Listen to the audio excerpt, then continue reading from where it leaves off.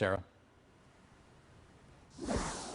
This morning, we learned new information about the gunman, 57-year-old Samuel Cassidy. He was found, he shot himself after law enforcement arrived, but he was found with 2 semi-automatic handguns and 11 magazines that were full of ammunition, which means he could have shot more people if law enforcement didn't show up so soon. Here at the scene at the VTA Railway, you can see the sheriff's department down there and the yellow tape still blocking off the facility. They're still investigating here with the FBI. Sheriff Lori Smith says the guns appear to be legal that were found on him, but it's unclear if they were modified in any way. Cassidy was a current VTA employee when he shot up the VTA rail facility, killing 9 of his co-workers. You just heard their names. Initially, it was 8 people killed, but late last night, one of the victims died in the hospital. The sheriff says there was no exchange of gunfire between law enforcement and Cassidy. As I said, he turned the gun on himself as soon as he saw officers running in.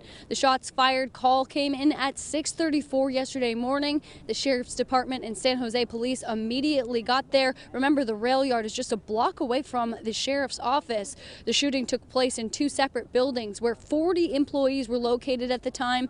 It took a lot of time for law enforcement and the coroner to begin processing the scene yesterday because police detected explosive materials inside. So a bomb squad and a bomb canine was brought out. They found explosive materials in Cassidy's work locker. Eventually, the scene was deemed safe for investigators to enter. The coroner was able to get in and process and remove the bodies from both buildings at the facility.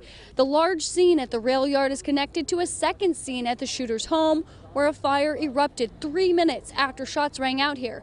Cassidy is suspected of setting his home on fire with some kind of explosives. That's still being investigated, and our KRON 4's Will Tran is over there covering that. Right now, families of 9 victims are trying to cope with the loss of a loved one.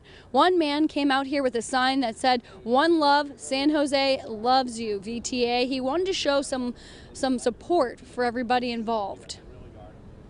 I just want to support my community. The VTA, I feel, is a part of my extended family, and they're in my backyard. And I hope that anybody who's feeling, something like this in their backyard, should come out here and support this, because, there's a lot of broken families this morning. So yeah, he wanted to come out here and show some love before he had to go to work. He says he rode, VTA all the time, and he just deemed this organization as just a part of the community and his family. Now, as we continue to mourn the loss of these 9 victims, there's still no answers as to a possible motive. The FBI is assisting the sheriff's office in trying to figure this all out. They're going through the home of the shooter, they're going through the scene here, and it's a large scene, so it's going to take some time. They believe that they'll be here at the rail yard at least until tomorrow. Reporting live in San Jose, Sara Stinson, back to you. All right, thank you very much, Sarah. And again, Sarah, at 1